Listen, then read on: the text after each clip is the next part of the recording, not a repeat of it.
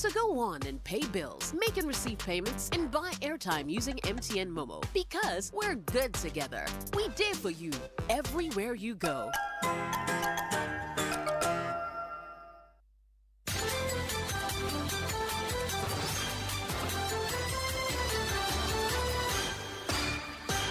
Live from digital address GA0993341. Hello, good afternoon, and welcome to the Midday News. We only want to alert the public. The COVID is real, and therefore protect yourself. Observe the national protocol measures to protect yourself, protect your family. This bulletin is live on Joy 99.7 FM here in Accra. It's also live on Love 99.5 FM in Kumasi. Affiliates across the country, including ATL FM in Cape Coast, A1 Radio in Bogatanga, Glenham Radio in Bato. Around the world, we are live on myjoyonline.com, also live on Facebook. In this edition, Mental and Dental Council traces mothers of 4 and 1-month-old babies rescued from baby trafficking syndicate busted in the joint operation with IOCO.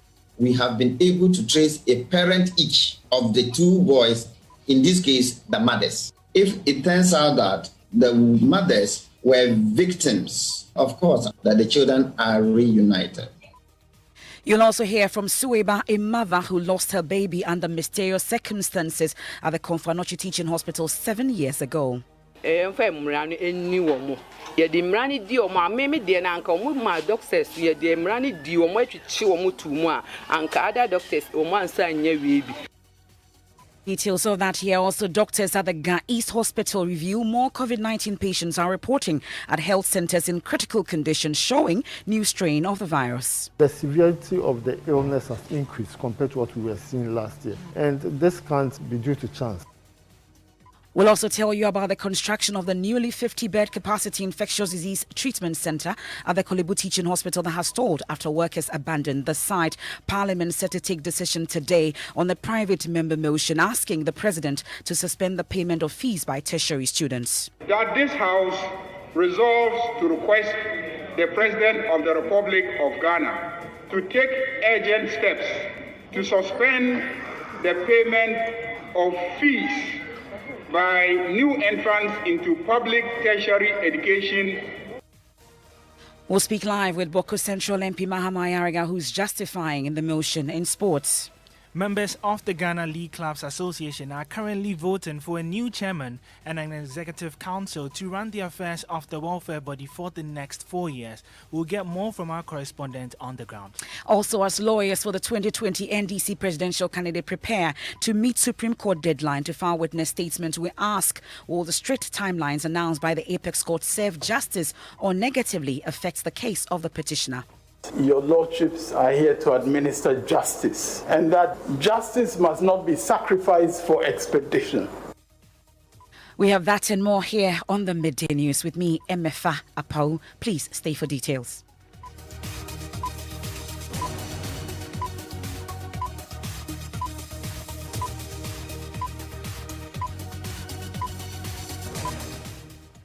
Thanks so much for your company. Now, the Medical and Dental Council has been able to trace mothers of 2 toddlers rescued from the baby harvesting and trafficking syndicates busted in a joint operation with the Economic and Organised Crime Office.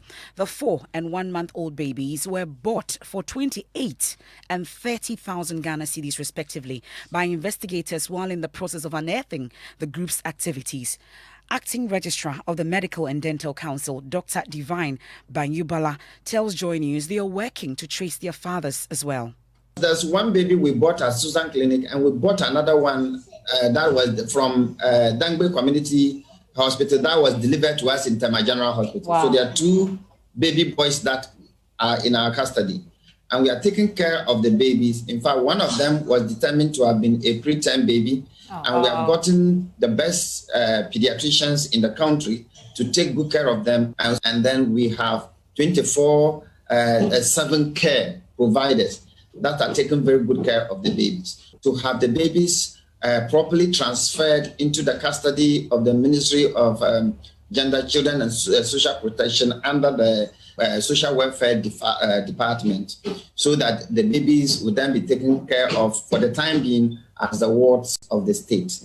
But the fact is that we have been able to trace a parent each of the 2 boys, in this case, the mothers. Because it's a subject of investigation, the specific facts have to be established. If it turns out that the mothers were victims of exploitation, then, of course, I will imagine that through the processes down the line, the appropriate state institutions will ensure that the children are reunited. That's the acting registrar of the Medical and Dental Council, Dr. Divine Banyubala. Now, already the Registered Nurses Association and the Ghana Medical Association, whose members have been fingered, have begun investigations into the matter. The GMA indicated the licenses of the doctors involved have been suspended. Justice Yangson is General Secretary. At this level, what can only happen is that it should go to the competent court of law. But even before that, we also operate within a certain legal framework as in the medical profession. And the law that sets up the medical profession through the Medical and Dental Council says clearly that issues of this nature can result in your license being suspended. As we speak, the Medical and Dental Council has activated that clause and their licenses have been suspended. I mean the doctors involved. What that also means is that even at the association end, by operation of law, your membership is also suspended. That is not to say you are not a doctor. But the primary document for you to be in good standing with the association is your license to practice. Once that is revoked, it affects the rights and privileges that you can enjoy within the association. Justice Yangson is General Secretary of the Ghana Medical Association. Now, does the name Suweba ring a bell? Well, she's the woman who lost her baby boy under mysterious circumstances at the Konfanochi Teaching Hospital 7 years ago. The matter went viral, but till date, her baby has not been found. Suweba has been speaking with Inshira FM's Mohammed Nuruddin. It's been 7 years now after I lost my baby at Konfanochi Hospital. I still haven't seen my baby or his corpse. I always get sad when I remember the incident. Even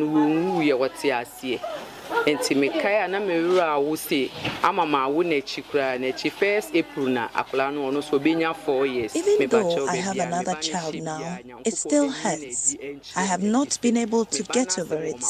I want the doctors that have been caught in the scandal to face the law so it serves as a deterrent to others.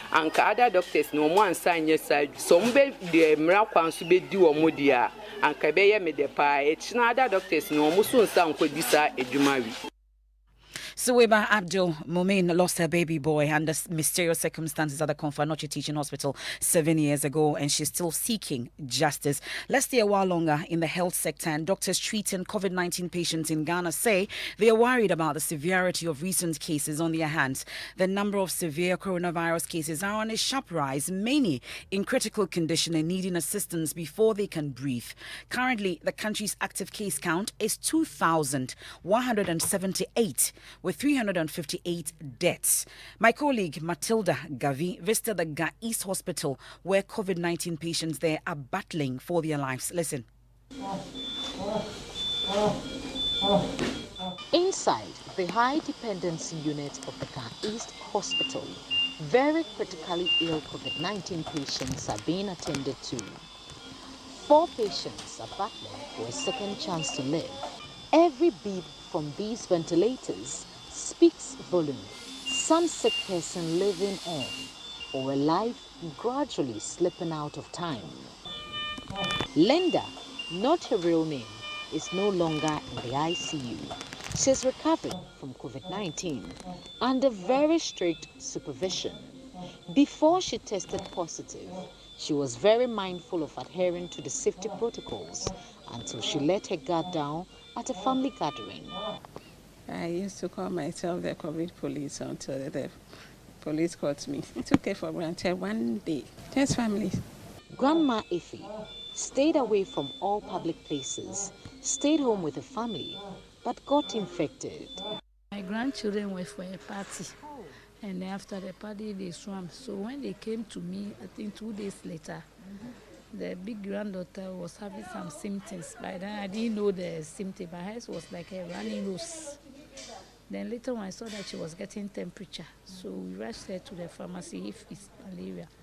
Then the pharmacist told us that it's not, but he just gave us some first aid. So I think after 4 days, I also started feeling a bit throat itching. Other patients who are now out of danger and recovering from the virus are cautioning the public to adhere to the safety protocols. Sickness makes you very weak, very, very weak, and it's not comfortable at all.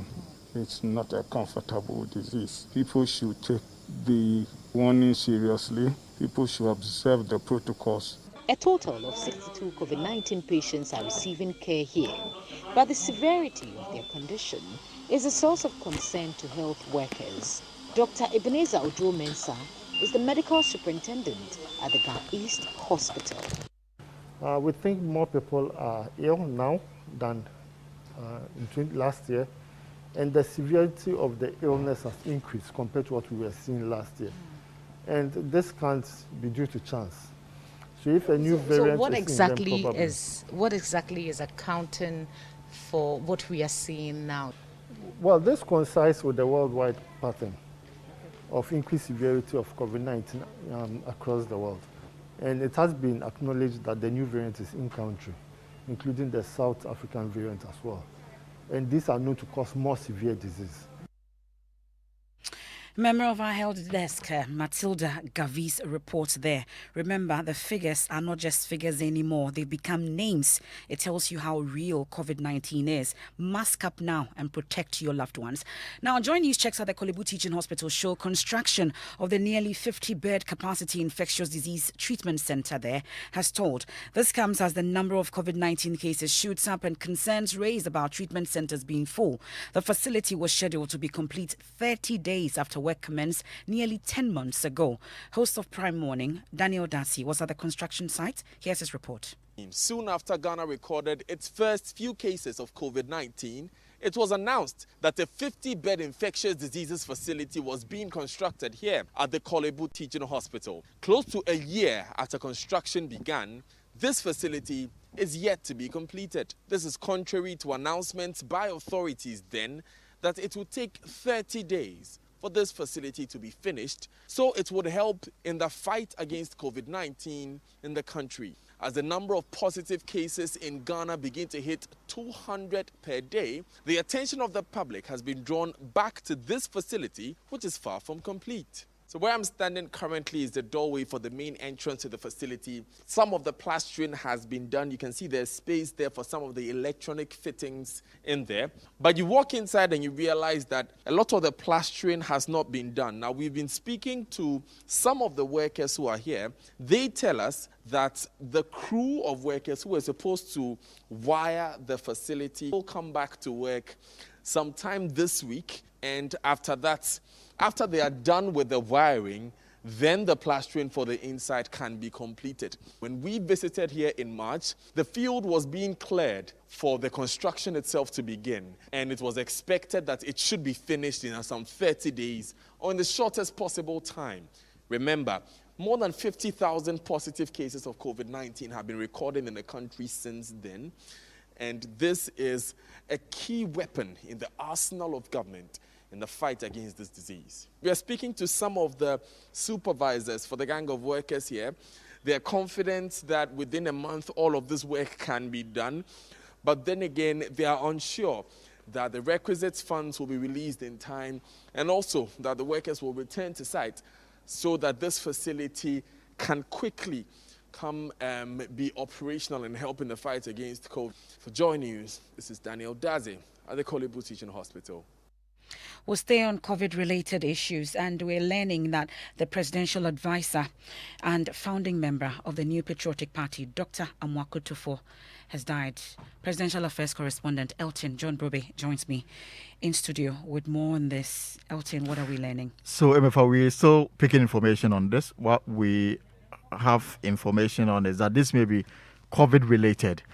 And Dr. Amoako Tufo, until his death, was a presidential advisor. And he's very well known for the implementation of the free school feeding program. He was the first national coordinator and was instrumental in its implementation. We are still picking information on this, but what we do know is that it may be COVID related. That's Elton Brobe, presidential advisor, presidential correspondent, I should say, and we've just lost presidential advisor and, of course, founding member of the New Patriotic Party, Dr. Amoako Tufo, and we're told it's COVID-related, and that we're still checking. And like I said, the figures are no longer figures; they become names, mask up now. Now, let me take you to Parliament now, where the House will later today debate for approval a motion asking the President to suspend the payment of fees by tertiary students as a COVID-19 relief package. The NPP caucus yesterday objected to the motion moved by Boko Central MP Mahama Ayariga, describing it as incompetent and flawed, arguing the President was not empowered to do that. The Speaker overruled the preliminary objection but postponed a full debate to today. The first motion had asked for suspension of admission fees, but a new rendition read by Mr. Ayariga on the floor asked for suspension of fees generally for both new and continuing students. With your leave, the new rendition of the motion will be as follows. Honorable Member, that's not my leave and the leave of the House. Mr. Speaker, by your leave and the leave of the House, Mr. Speaker, the rendition now will be that this House resolves to request the President of the Republic of Ghana to take urgent steps to suspend the payment of fees by new entrants into public tertiary education institutions and fees of continuing students of those institutions for the 2020-2021 academic year. Now, let's speak to the Boko Central MP himself, Mr. Mahama Ayariga. We're grateful for your time here on the Midday News set. So, listening and monitoring that debate, whilst we wait for the Speaker to decide on the debate today, I would want to first find out, listening to the former Minister of Education, for instance, for him, he feels that this private member motion that you put forward is incompetent, flawed, and should be dismissed. His concern is that the House approved it and that if you want changes made to it, it's not up to the President. Rather, file a motion of rescission. Your reaction? I think that was addressed yesterday. What the NPP side of the House was doing yesterday was simply engaging filibustering just to avoid the substance of the motion. The motion is very clear. As the Speaker ruled, the language is clear, the terms are clear, the objective is clear, what is requested of the House is clear. I think that they were just trying to avoid us debating the substance of the motion because they will have a difficulty debating the substance of the motion. They cannot disagree that students need some assistance, some alleviation on the basis of the prevailing economic situation. They just don't want to do that. Okay. And so they're trying to find technical arguments against the motion. But there are several components, there are several components including academic facility user fees, tuition, etc. that constitute the fees. Are you asking for a suspension of payment of all of it or some specific ones? No, the motion says fees, so it's all fees. And that attempt to separate and bifurcate and divide is really unfounded. Every fee that is captured in LI 2386 is imposed by law. So it is up to the President to sit with the Vice Chancellors of universities to find out which one he thinks can be suspended and bring some application to the students. So for us, we have to make a request to the President. The fine details of which one he will suspend, which one he thinks should not be suspended, is up to the President. Now, the attempt to get me to decide which one should be suspended is really not well-founded. I think that it's up to the President to take a decision. If he agrees that there's a need to reach out to students and parents by reducing the fees, by suspending the application of the fees, he has to decide that. We are making a request to him that as the President and the person who can bring an LI to Parliament to suspend the application of the fees, we're asking him to do so to bring some alleviation to students. And the argument about rescission and etc. is just not founded in our rules. Okay. This is a law that has been passed already, and we cannot change it by a motion of rescission. It has to be the president introducing it. And because there are no ministers now, and as the speaker indicated, even if there were ministers, they will all be acting on behalf of the president. So it is okay to directly ask the president to do it because the Constitution vests executive power in him. But have we considered the costs involved in all this? Has it even come up? Of course. I mean, the question then is there really a cost? And my argument, which I have made, is that if you look at the items that constitute the fees, it is perfectly possible to suspend them without bringing the universities to a halt. And I set out what constituent elements constitute the fees. It is not the salaries of lecturers. The salaries of lecturers, the emoluments, and etc., are being paid for from the consolidated fund. If you look at the infrastructure, they already exist. But the concern is that if you're pushing for such to happen, at least you would know how much it will cost us as a nation if we are asking that there will be no fees. By now, you should have worked that out. Do you know at all? If you suspend the fee, as outlined, there are some essential things that will have to run in the schools. One will be electricity. Two will be water. If you ask me today how much you spend on electricity and water, I'll be a magician to be able to tell you. And then I said that to deal with those ones, we can resort to the budgetary allocation for scholarship secretariat, which can be shared among the universities to help them pay their water and electricity bills. Again, we have the Get Fund receipt. That was meant to support tertiary education. But we have found all manner of use for the Get Fund receipt. And I'm saying that there will be Get Fund receipts this year. And given the crisis, we should be able, out of the Get Fund receipt, to reach out to the universities to assist them so that students don't have to pay fees. The universities will be assisted from the scholarship secretariat budgetary allocation and from the Get Fund receipt. Get Fund alone gets in the neighborhood of 1.3 billion Ghana cedis per annum. For last year, that was about what they got. And I believe that given the situation last year, and yet they got 1.3 billion, this year they should be getting far more than 1.3 billion. There is nothing wrong with giving a significant portion of that money to public universities and tertiary institutions to be able to run.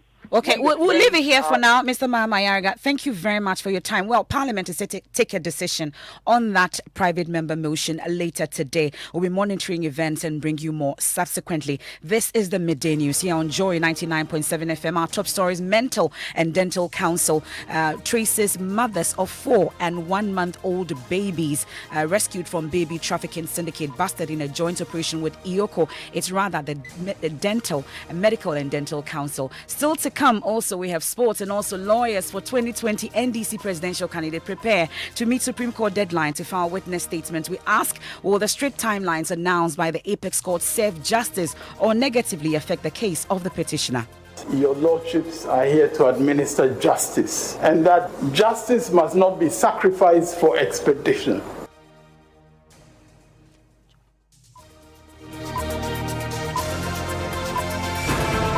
This bulletin is live in the Volta region on Jubilee Radio Keta, Volta Premier and Kekali Radio in Ho, Lolonyo FM in Hohoi, Pando FM in Pando, Fafa Radio in Joje, Radio Hogba in Angloga, Klenam Radio Bato, Victory FM Aflao. In the Eastern region, we're on K-Poly Radio in Kofrodia. In the Northern region, we're on Bishara Radio, Radio 123 and Radio Justice in Tamale. And in Savannah region, we're on Inkelege FM in Bole. In the Upper East region, we're live on A1 Radio and Dreams FM in Bogatanga and Radio Fumbese in Fumbese. In Upper West, we're live on Radio Sunmale in Wa, Radio Freed in Nandom, Radio Wa in Wa, and Bolu FM in Bolu. In the Bono East region, we're on Gaskia FM in Techiman. In Bono region, we're on Sky FM and Parrot FM in Sunyai. Central region, we're live on ATL FM in Cape Coast. And in the Western region, we're on Radio Max in Takrady.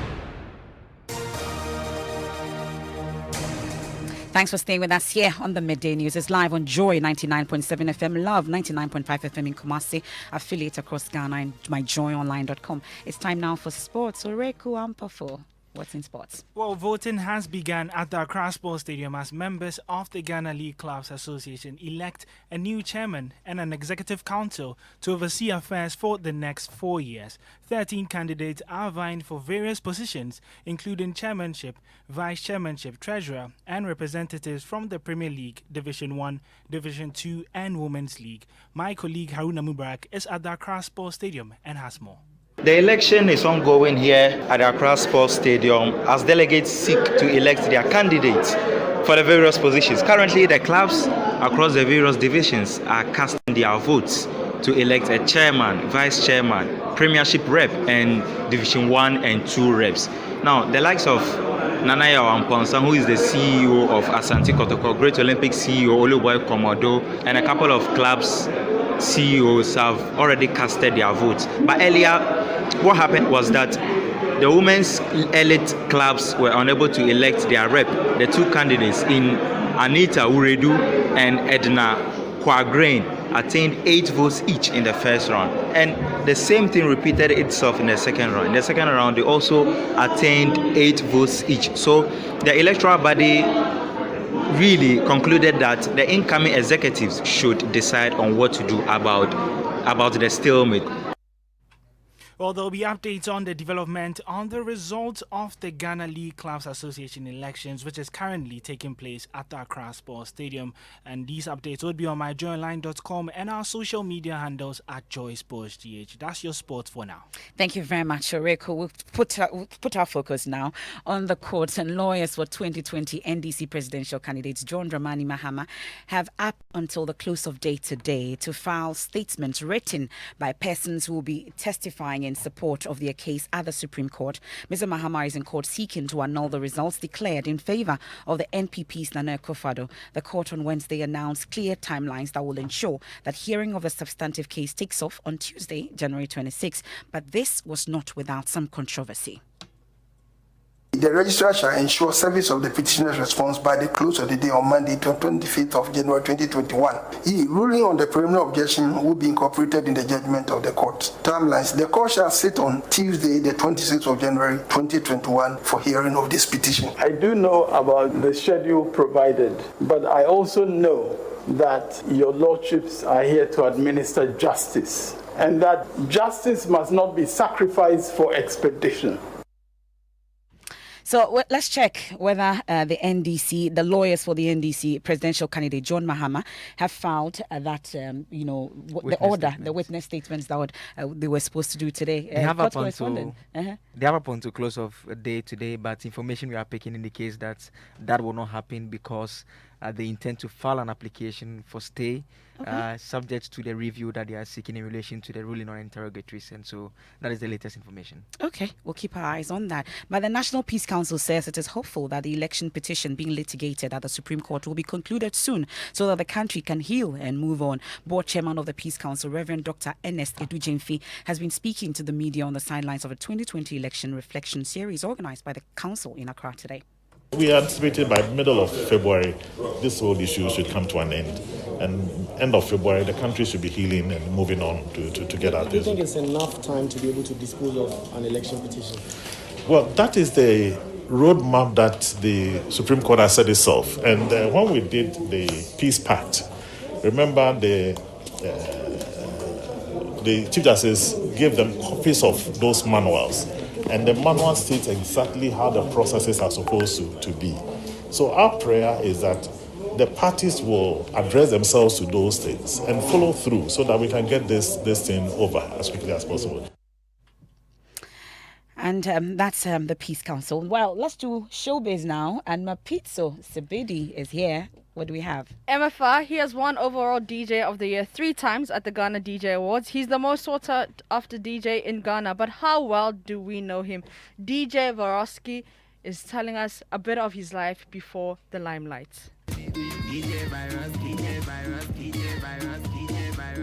If I was a white kid, I would have been smarter.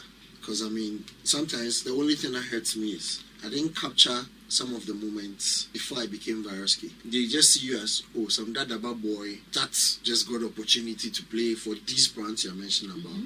He's Varosky because of that. But they didn't get to experience me with Miss V in Sunyani, me turning up shows in the northern region, in the Volta region. I got to play a lot of shows outside.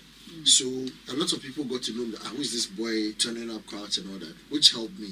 But people didn't see all these things. They didn't get to see all those things. Do you get it? So I mean, the people that followed Varosky from day one, when they are talking about me to people are like, why they hype the guy like that? Because they didn't get to see all these things. And also, good news for Africa. Yeah. Because the African giant Burna Boy's Destiny song has reportedly been included in the U.S. presidential inauguration playlist. The international Nigerian artist is the only African that features on the 46-track playlist, which will usher in the 46th president of the United States of America. Musicians work towards that. And that's it for the Midday News here on Joy 99.7 FM. There's more news when you log on to myjoyonline.com. I am MFR Pau. Pastor Mensel Tabil has Living Word right after this. Thanks for your company.